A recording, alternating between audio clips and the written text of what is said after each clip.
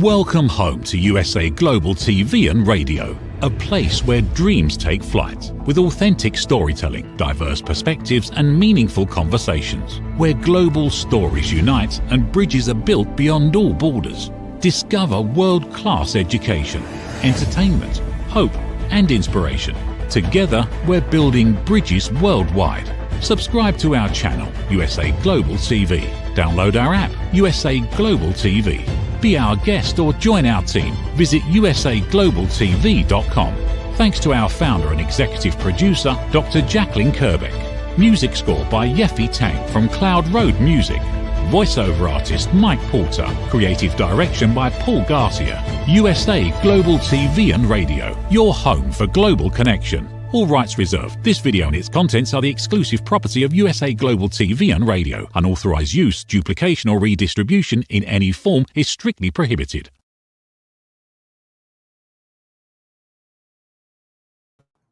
Good morning, good afternoon, good evening. Happy New Year, happy 2025. We're thrilled to have you here for another fabulous show, another fabulous year of shows on USA Global TV and Radio. I'm Dr. JACALYN KERBECK, and our show today is Authentic Achievements. And the star of our show is KIM-ADELE Randall, who's going to be joining us from London.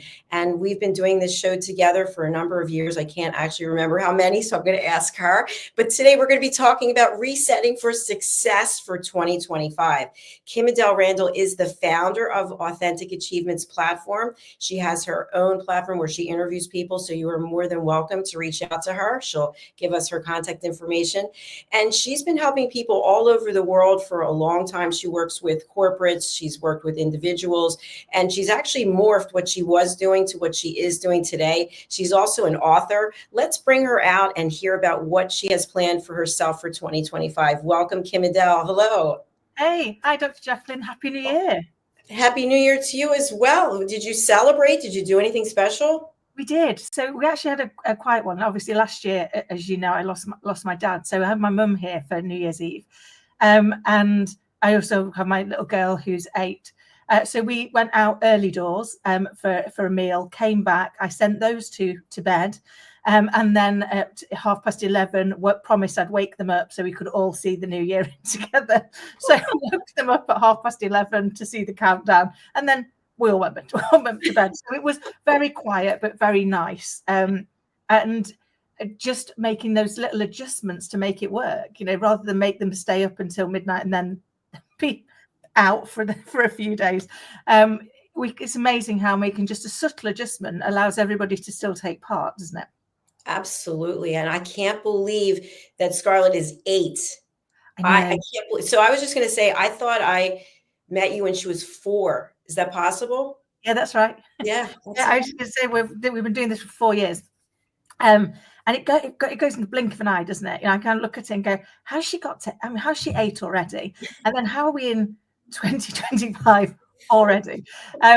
But I think that is the thing, is that somebody said to me last year, and it made me smile. They said that when you're a parent, the days are long, but the years are short. And it was like, actually, I think that's true of all human beings. Sometimes in the day, it feels like a very long day, but all of a sudden you blink and a year's gone. And it's because we're not as intentional maybe as we could be. I totally agree with you. I can't believe that it's 25 years into 2000. I mean, it just seems like it has flown by. And you're right, we're here for a blink of an eye. And if we're not intentional, we can miss out on a lot of things, especially if you think about it. People are making typically, I should say, substantial changes in their life as of yesterday. All of a sudden, everything's going to change. And I was having this conversation with someone, and I said, you do realize that you have to actually put the effort in. You can say you want this or that to happen, but you have to actually do something. And what do you think it is about when people set these new goals for themselves and they're into it for about 2 weeks, 3 weeks, sometimes a month, and then all of a sudden it's like, oh, forget it. And because they don't know their why. That's what I think it is. They don't have the reason. But do you think so I'm asking you 2 things. So let me go back. What do you think the reason is? So I think the reason is we're not always that committed to the goal. So we set some of these goals because we think that they're the goals that we should set. And we think that that might be what other people will expect of us. And therefore, we're not really that committed to them because we haven't, they aren't something that holds really dear to us. You know, if it's got to be something that when you set a goal, that actually the thought of not achieving it is just too hard to bear. That you know you're going to do whatever it takes to keep going to achieve it. They're the goals we achieve. The ones we don't achieve are the ones where actually we weren't that committed, I don't think, in the first place to making that goal. You know, I've set hundreds and hundreds of New Year's resolutions over the years, and the only one that I've stuck to is the one I set last year, which was to stop making New Year's resolutions. I've done pretty well. I'm in year 2, and I haven't done it because we kind of say we're going to do it. We're going to do it at this point. So we're not going to make any changes until this point, and then we're going to do it. We often will say we're going to do them in January, which for a lot of people is the most depressing month. It feels like it's the longest one till payday. There's not as much to look forward to because we've just got through Christmas and people are now starting to think about holidays and things. So why would we assume we're going to suddenly affect changes that are probably going to make us make more effort, do more things, take more action into a month where we already feel a little bit low? So it's not a surprise that so many of the New Year's resolutions don't work. Because actually, if the goal were really important to us when we're setting it, we wouldn't go, well, on New Year, I'm going to do this. We go, today, I'm going to do this today, and I'm going to make this change today. And it's the changes that we make consistently that are the ones that drive the action that achieve the goal. Absolutely. I couldn't agree with you anymore. And so it's funny that you said that because I was with my family and just said, you know, what do you want to happen for next year? I didn't ask what resolutions do you have, because I do think it's a matter of being and a matter of doing. So for me, I didn't make a resolution about cutting out sugar, but I decided, this is like 4 or 5 days ago, I'm not eating any more sugar because I literally was getting up and eating cookies. I mean, why? There's nothing. And and I'm somebody who is taking care of my teeth. I'm very like obsessed with my teeth. And I'm thinking I'm putting all this sugar into my body and it's not good for you. So I decided I wasn't going to make a resolution. I thought I'm going back to not eating sugar. I did it for years and I got off of it when I was taking care of my mom, and I'm just not doing it. So it's not a resolution. It's just, it's not healthy. I don't want to do it anymore. That's it. And I think they're the bits, isn't it? It's about taking the action. It doesn't matter if actually the action you took was on New Year's Day. But it's about saying, actually, I've not done this because it's a New Year resolution. I've done this because this is the action I'm taking today. And I'm going to keep taking that action for as long as that action serves me. Because I think for me, one of the things I've tried really hard to do in the last couple of years is be much more intentional with my time. And be more forgiving with myself when I find myself lapsing into being unintentional, but spotting it and making a change. What I used to do was spot it and go, oh, well, I'll start again on Monday. Be intentional. All right, so you've had one little blip and now you're going to write off the whole week. Why not just go, well, I had a blip, I caught myself. I'm going to start again from now. And I'm going to see if I can be intentional for the rest of the day. And it was a real game changer for me because it meant that actually I allowed myself to acknowledge that there was that sometimes new habits take effort, they take time, and we'll get them wrong. But just because we get them wrong and we slip doesn't mean to say we have to cancel it out for the rest of the day or the rest of the week or the rest of the year. We can just spot it and go, okay, well, what am I going to choose to do now that I've caught myself doing that? What do I choose within my next moment? Because in every moment, there's a choice. That's right. Exactly. And I think also, as we're talking about resetting for 2025, I'd really like to encourage people to be open to trying things that they haven't tried. And I'll just give an example. One of my family members asked me if I wanted to take a bar class. And I thought, I don't know, it's probably going to be a waste of time. I'm already doing solid core. I'm going to the gym. I'm doing this Stairmaster. I'm lifting weights. So I thought, you know what? I'm going to go. And not only did I absolutely love it, I decided to join. So I was sitting there doing my calendar last night, and I was, for the month, and now I have to put in solid core and the bar class. They're 2 different places, and it's like a lot of work, and then to get to the gym in between. But I thought, that makes me so happy, brings me so much joy, that that's something that I'm going to put my energy into, things that bring me joy. So when I think about what I want to accomplish in 2025, most of it has to do with growing the business. And also, I really would like to be speaking on stages about elevated listening skills. That's really what my goals are for this year. It's growing this platform, meaning bringing on more people and taking us to more places and bringing on more viewership. And then also being able to take that other side of my business where I'm a coach and I'm an author, and being able to speak in different places around the world. So that's what I have on tap for me. Now, with you as a mother, you might have some other personal areas that are more important than the business. I don't know. Do you want to share? Yeah. So I love those goals. I think they're great, Dr. JACALYN. I think for me, one of the things that I want for this year is to be more present. So my goal for myself is to be more present and to have more joy, because I think there are so many things that do bring us joy. I love doing this. This brings me joy. I love spending time with my little girl or taking the dog for a walk. Those are moments of pure joy that you can hold on to. And start saying no to things that don't bring me joy. Because I was a dreadful people pleaser that go, yeah, let's do that. When I'm like, oh, I can't think of anything I'd probably like to do less. And so my goal for this year is to actually reset and go, if it's not something that's going to bring me joy, I don't have to do it. And I can say no, and it's not my responsibility to ensure that that the other person gets to do it, because they can go and find somebody else to do it with that will probably love it. But also to try new things and to have new experiences. So for me, we've just moved, so we're in a new location. We've got a new school. Scarlett's got new classes that have started up in dance and drama and things. So for me, I'd like this year to be full of adventures and opportunities to learn new things.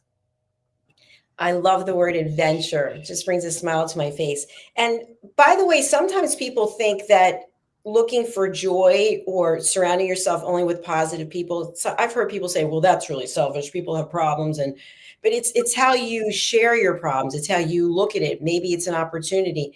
And I know that sometimes in some cases that's really difficult, especially if it's health related, or if you've lost someone, you can never speak to them again.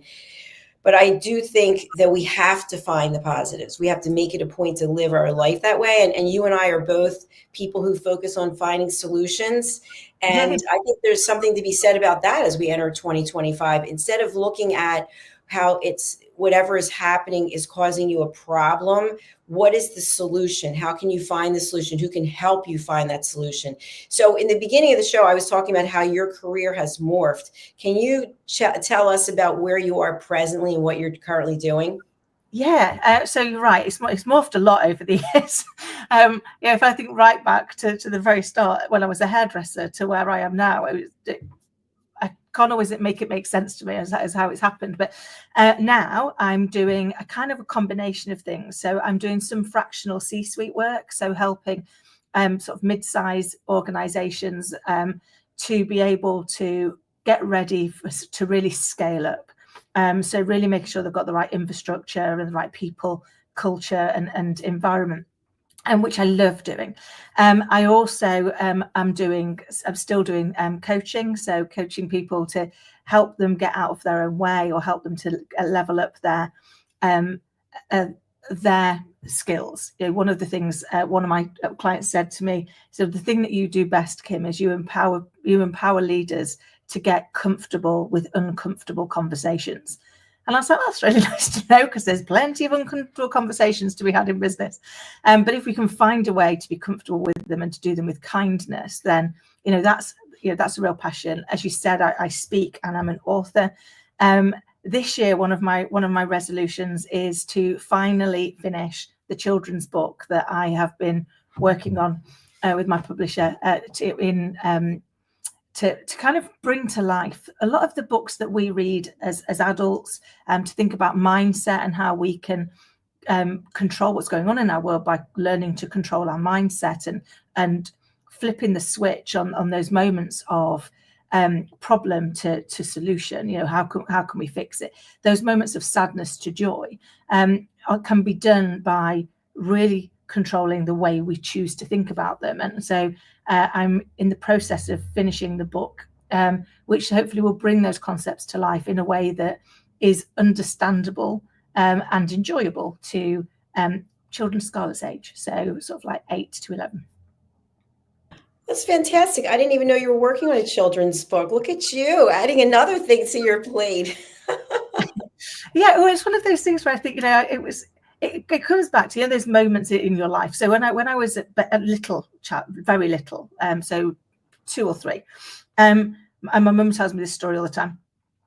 We used to live in a little cul-de-sac at the time, and I was forever at the house at the end of the road playing with their children. And my mum used to say to their mother, why don't you send your girls down to me? And they were like, oh, no, it's fine. As long as you send us Kim, she'll entertain them for hours making up stories or making up games for them. She said, so we got all our housework done.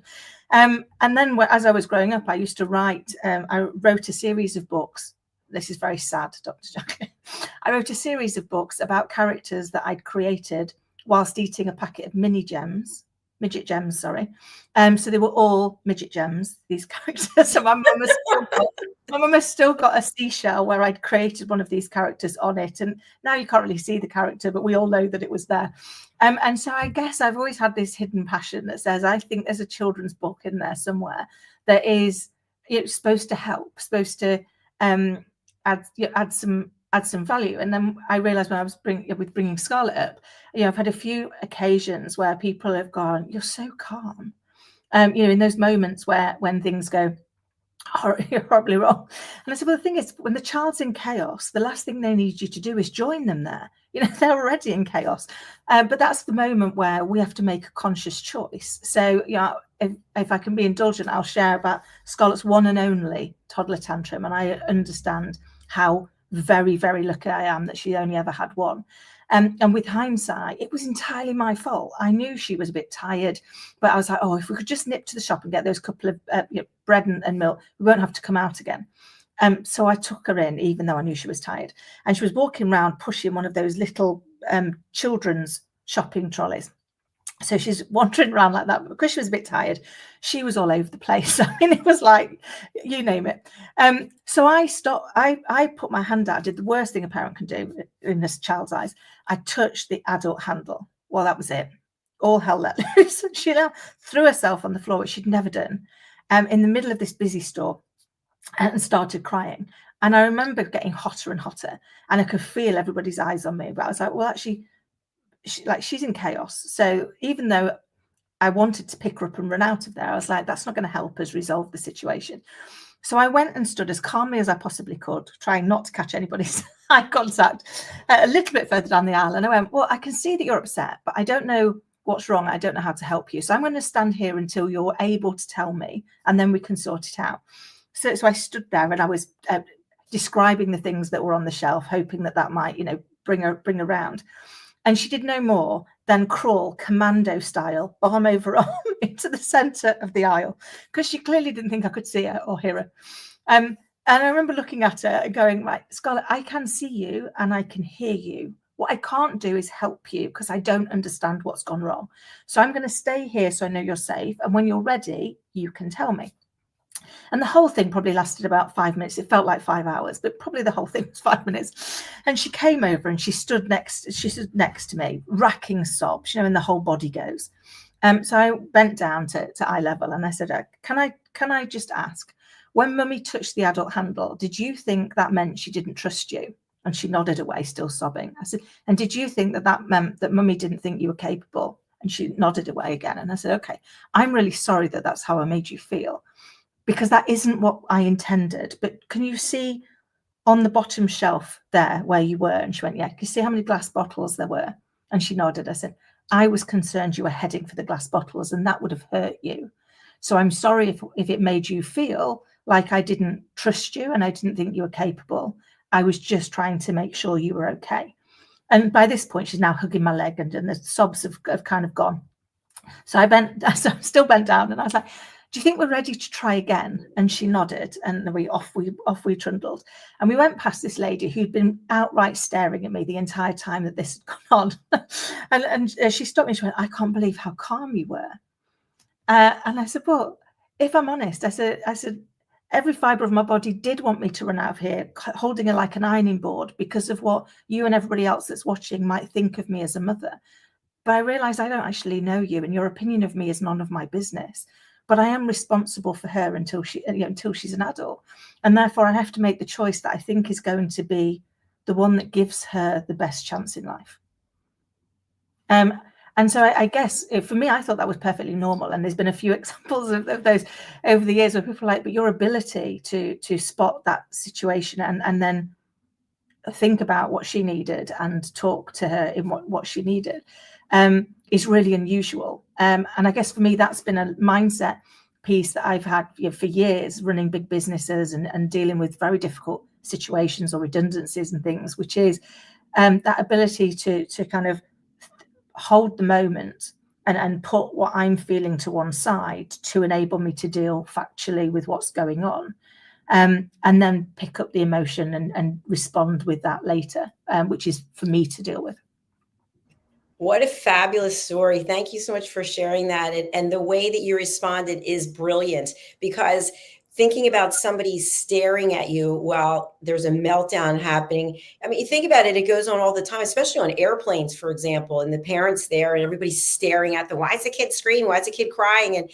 And it's about taking the emotion and separating it from finding what is the solution. So I feel like you treated Scarlett like an adult, and you had an adult approach to it. And I think that approach, as opposed to you picking her up like an ironing board, I can just envision that I think the outcome would be completely different, even in the long term of her progress, growing up. Yeah, I think it's true, because actually what we do is when we're babies, and you want to cry, we're going to cry because it's like that's what it is. But then all of a sudden we kind of teach our children, oh no, you shouldn't cry really, or when they have a nightmare. So I did some of these things, and I was I tried really hard to be a good mum, and then I read a book called The Whole Brain Child, and it made me realize some of the things that I was doing that inadvertently were teaching her things I didn't want her to know. So, for example, that when she cries, you want to pick her up and go, she's fallen over, it's like, it's okay.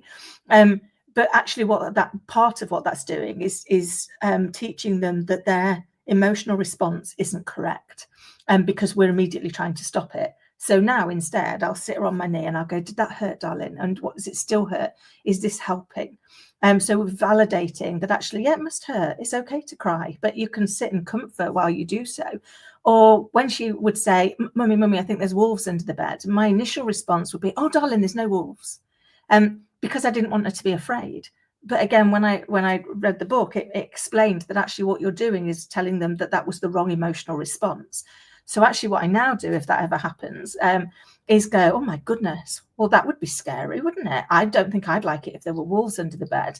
And how else do you feel? So validate the emotion. That's the correct emotion. If there were wolves under the bed, it's okay to be scared. And then go, but I don't think there are any wolves under the bed. So whilst I would feel just like you if there were, I don't think there are any. Shall we check together? So now their emotional response is valid, and yet you've checked together, but actually there were no wolves there. So had there been wolves, that was okay to be upset. Now we've proved there aren't any. We're okay to not have the same emotional response to it. And it's amazing how much quicker you get through any nightmares now. I think we should bottle that up and sell it. Because the difference of saying to someone, you're wrong, you don't know what you're talking about, you're making it up, it's all in your head, that person never feels validated. No. And it's so easy to see in the story that you just shared, because we know there aren't any wolves under the bed, but the wolves take different forms as we get older, right? There's wolves everywhere lurking to get us. No, I'm kidding. So I really it's the things that we create in our head are like the monsters under our bed when we were growing up. But if we are constantly unvalidated, we start to doubt ourselves. We start to question every response that we've got as, is this right? Is this wrong? Should I be doing this? Should I not be doing this? Instead of learning to trust ourselves, because the only person guaranteed to be with us from the day we were born to the day we die is us. So if we can't become our own best compass, then we're not in control. And then when we're not in control, what happens? How do we start feeling then? Well, oh my goodness, so many times. Well, I often feel if I'm not in control, overwhelmed. I start to over problem solve. So I start to problem solve, and then I start to look for other problems that might come along that I can solve as well, so that I can feel as in control as I possibly can. And I remember at one of the most out of control moments in my life when there was lots that was going on. I'd just become a single mum. I was facing surgery. I'd just started a brand new job. All of that had happened in a 7-day period. So it was a little overwhelming at the time. And I remember one of my friends saying to me, I can't decide if you're incredibly strong or incredibly stupid. And I was like, probably both in equal measures, I'd like to think. And she said, but you're so strong. And I was like, no, it's just on the things that I can't control, I've learned to let go because I can't control them. So when my life is completely out of control, I focus on the little things I can control, and I control the living daylights out of those, because it allows me to not feel like I'm in free fall. If there's one little thing I can control, if I can control that, then actually there's still an element of control in my life, even if the bigger things are messy. And for me, I've found that is my anchor. That's the piece that keeps me grounded. I love that you shared that. And people who are watching or listening later on a podcast can envision something that you can do yourself where you feel you've accomplished something and you feel like you're in control. I just did this last night for 2 years or more. I was writing everything down, and I got away from it last year. I just stopped writing things down. So I wasn't even writing down the production schedule because I have it memorized in my mind. But we have people that have 1 show a month or 2 shows a month. And sometimes I was forgetting. And then I was like, oh my gosh, there's a show in 20 minutes I have to produce. So I thought, I'm writing everything down. And when I saw it all there, I thought, wow, that's really great. I accomplished something. I know what my schedule is. I'm not relying on my memory where I could make a mistake. And I felt productive, and I felt like I was in control. I love that. And then what I love about it is, what we cling to. For some days, for me, a measure of success was I adulted appropriately for 12 hours. And it's like, that might not seem very successful to anybody else, but for me, that was a measure of success. And that was the most I could hope to achieve on that particular day, was if I can just get through and not take what's going on with me out on the rest of the world, and still adult appropriately, do all the things I'm expected to do as a mum, as a friend, as a sister, as a daughter, and all the many hats all of us wear. If I can do those and not drop anything, then that's enough.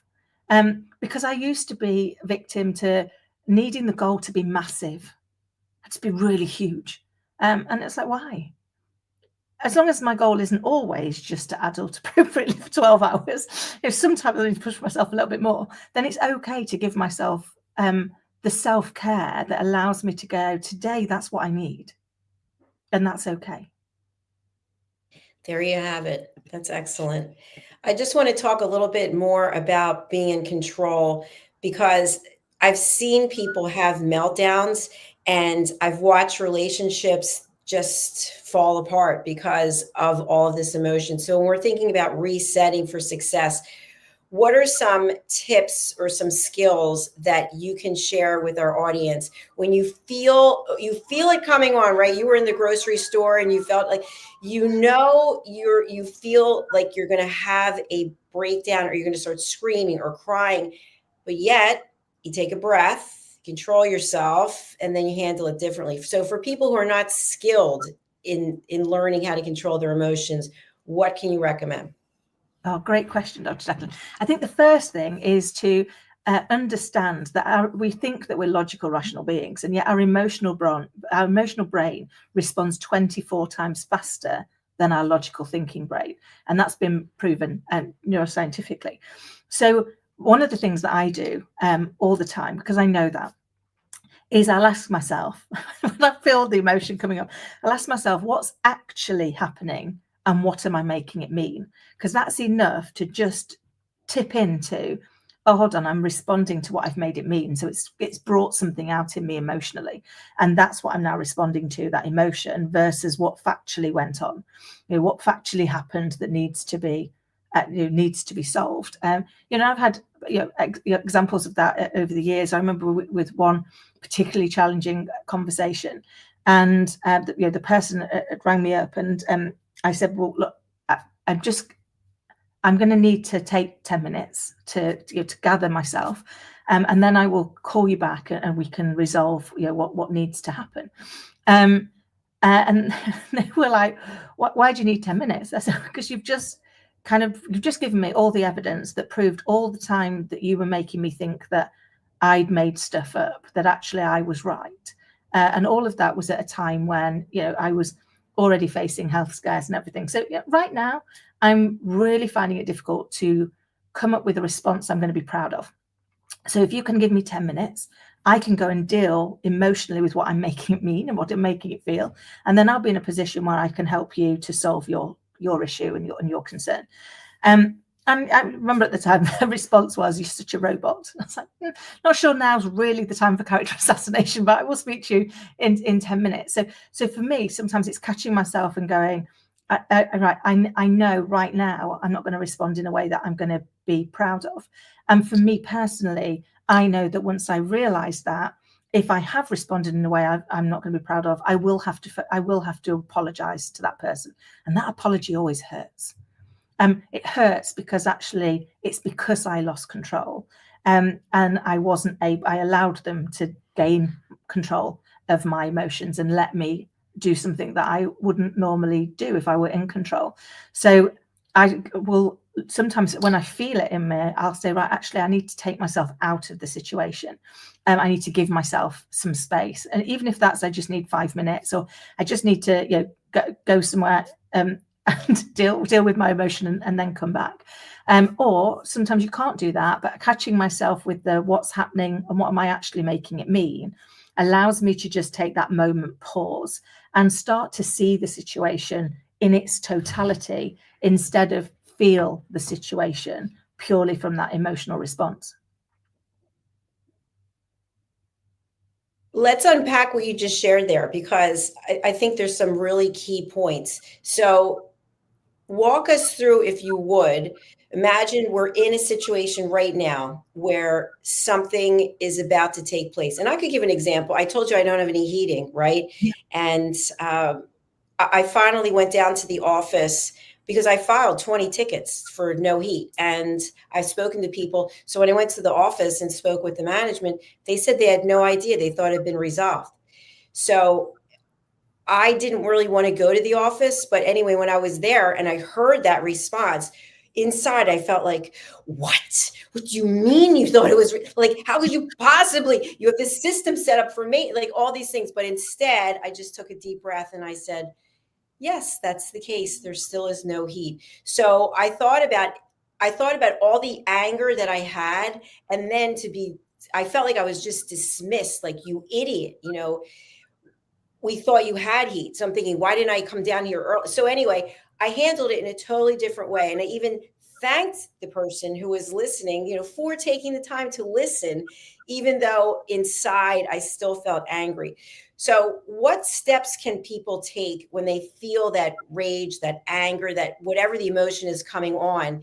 If you can walk us through, first, breathe, whatever it might be, just basic things that people can practice. Yeah. So I think the first thing is feel it. Allow yourself to feel it for a moment, but yourself, as in inward.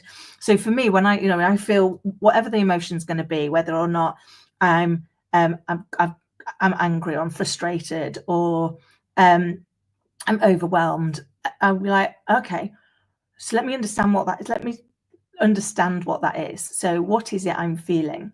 And then what's making me feel it? So what is it that's making me feel like that? Because actually, this person in front of me, if we use that situation, Dr. JACALYN, the person in front of you probably genuinely didn't know anything about it, and the system had failed. You'd followed the system. So the frustration is in the fact that you followed all the right steps, but something had broken down with the system. And actually, this person has the audacity to not know and to dismiss. But if we look at it from a different perspective, actually they didn't know and probably go, oh, I'm really sorry, we had no idea. And once you allowed yourself to feel that frustration, but acknowledged the frustration and then went, okay, but this person in front of me is probably not the thing I'm angry and annoyed at. What I'm angry and annoyed at is that I followed all of the right steps and it didn't work. It didn't happen. It broke down. And I've still been left impacted. I've still been in a house with no heating. I've been cold and miserable for all of this time. And actually, I wasn't allowed to resolve it my way. I had to resolve it a different way. So that meant you got put out. You were forced to go down a route that you didn't want to go down. And therefore, the emotion that felt with that bit is probably all the times where you've had to do something in a way you didn't want to. And that's why I think if you can catch yourself, identify what it is that you're feeling, and then go, I wonder what's making me feel that about this, because that's back to that, what's actually happening and what am I making it mean? Because what we make it mean is that, you know, if we felt dismissed before and it makes us feel angry and disappointed, then actually every time we feel dismissed, we pull on all of that experience that we've got of feeling dismissed before. And therefore, a very small thing can feel like it's the end of the world as we know it. Because actually what we've done is we've got all of that baggage of experience. Whereas when we start to look at it and go, okay, so it's okay that I felt a bit dismissed about this, because actually I've been trying for 20 times. I've tried to let them know that I've got a heating problem. I followed their process 20 times and I still haven't got a response. So I'm okay to feel frustrated about it, but actually I'm frustrated about that. I'm not frustrated about the person in front of me. What I now want is a resolution. So I think for me, it's learning to that first, identify for yourself what you're feeling, and then why are you feeling it, and what's actually going on right now, and what would a good outcome for you look like? Because if we know what a good outcome for us would look like, which is to get it resolved usually, and we know what that resolution is going to look like, then actually we can usually find a path through. For many years, I used to deal with complaints, and it used to be a standing joke that the customer would come in with a complaint and they'd leave with a different product. And I'd be like, yeah, because the one they'd got didn't do what they wanted it to do. But nobody'd listened to them. Nobody'd asked them, what would a good outcome look like for you? How could we resolve this in a way that you would feel that you'd got a good resolution? And over the years, I've asked that so many times, and you're amazed very often the thing that the person wants, the thing that would resolve for them, is something that's easy for you to give. But we're fearful that they're going to want something that's greater than we want to give. And so we don't ask the question and we don't actively listen. I love that. That's so true, because it's almost like you have unresolved issues in your past and you're not even aware that they're there. Something happens to trigger it, and then it's an avalanche of emotions. Something else I'd also like to add in, I see we're coming to the end of the show, but I'd like to add in setting expectations, and I'll give an example. So I came back from my family's house. I wanted to be here because they were coming to fix the heater, to bring the new heater today. But in my mind, I said to myself, it's very likely because there was a holiday that they're not going to be coming. So instead of thinking to myself, they're going to be here, I thought they're not going to be here. So I got myself dressed together, set up as though they were not coming today, because the heater's in the studio, so I wouldn't be able to be here with you. And I thought, I'm going to plan for them not coming. And so I'm not disappointed, because I expected them not to be here, because it's the first day after a holiday. And if I'm calling an 800 number to get customer service, I expect I'm not going to get the result that I want the first time or with the first person, or that, for example, when I call the website developer company, I expect it's going to be an hour. And so now I've set aside an hour while I'm going to be doing something else. And in dealing with people, I typically expect that I might not get the response that I was thinking of. So how am I going to respond to that? So it sounds like it's a lot of work, but it's really not. I think it's just having a different approach to life instead of feeling like, oh, I'm always disappointed. Well, what were your expectations? Why did you, what caused you to set that expectation? So it's just something that I've been working on. I hope that it'll help someone. But what are your thoughts about it? No, I like that, because I think once we set our expectation and we set our intention of what we're going to do, then actually we can deal with what life throws at us much easier. And also, when we're setting expectations, it's really helpful if we share them with the other person. So if we have an expectation of what's going to happen and we don't share it with them, it's highly unlikely that we are going to get the outcome that we expected, because they don't know. They're not mind readers. And yet very often we will do this. We'll set an expectation that involves somebody else, but we've not included them within the setting of the expectation. And then we get bitterly disappointed when it didn't happen, but only half of us had the information available to know that was the expectation. So I think it's great that you're kind of like, you're setting them and then go, okay, well, if this didn't happen, then I can plan for it. So now, whether it goes well or it doesn't go well, I've got both avenues covered. Allows you to remain in control emotionally of whether or not that will significantly impact your day, or just goes, yeah, well, at least I've got a plan. And there's the 4-letter word that I absolutely love, which is a plan. And when we have a plan, and I've shared this before, when I left corporate, I had 3 plans and none of them included the pandemic. So I think having a plan is terrific. I love planning. And what I'm doing today is a little bit differently. I don't plan as far out as I used to. I know when we were in corporate, what's it going to look like in 5 years? What's your book of business going to look like in 10 years? No, I'm not going that far, but I do have a master plan. And then I have pretty much a more tangible daily plan. I love that. And I think, for me, and I did a lot of years in corporate, but broadly knowing what you'd like it to look like in 5 years at a high level, to then say, well, if I want to be there in 5, in 3, I need to be here. But then actually your next 12 months is more nailed on. And sometimes that's even more nailed on for the next 3, which just allows you to kind of check your progress. And there was a study done, I think it was by Harvard, it was Harvard or Stanford, and they asked people how many of them had got a goal, a specific goal they wanted to achieve. And then they asked the same group of people, how many of you have got it written down? And they then went on to ask, and how many of you have got it written down and have got some actions, even if they're dreadful actions, but you've at least attempted to think of some things that would allow you to move towards the plan. Now, for the group of people that had a written down goal, but no action plan, for the people who had a written down goal and written down actions, even if they were dreadful, outperformed the next group, which was the group that had a written down goal, by 87%.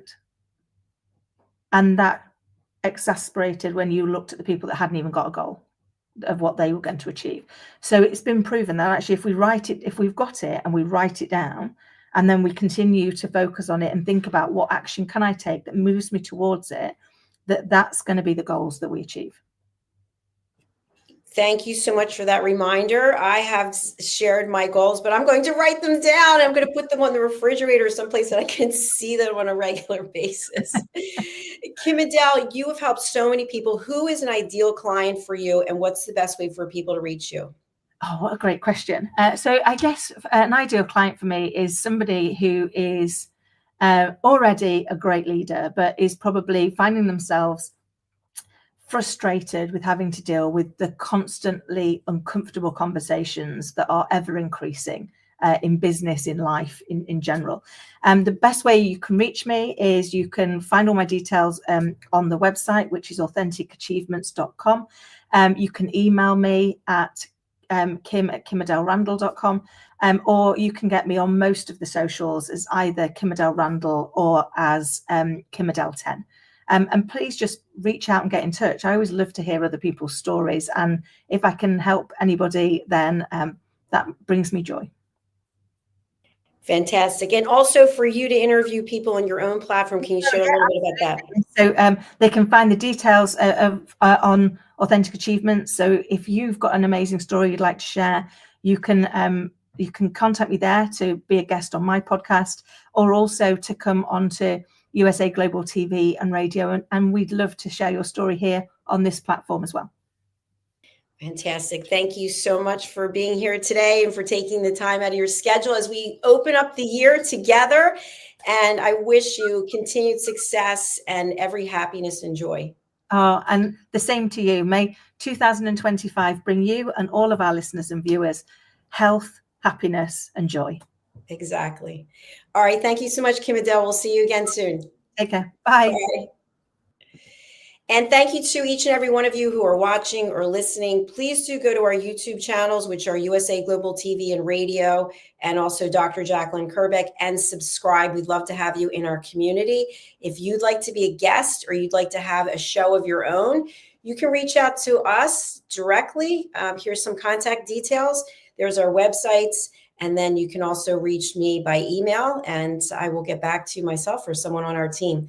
All right. Thank you for being here. We're going to close out now with something that I'm quite excited about. For those of you who don't know, I actually teach people how to listen at an elevated level. And we have a whole team of people we call elevated listeners who have taken my courses and are out there in the world really giving people the gift of elevated listening. So if you'd like to learn how to listen, or you'd like to have people in your organization learn some skills so that you have better relationships, deeper connections, or more authentic conversations, please do reach out.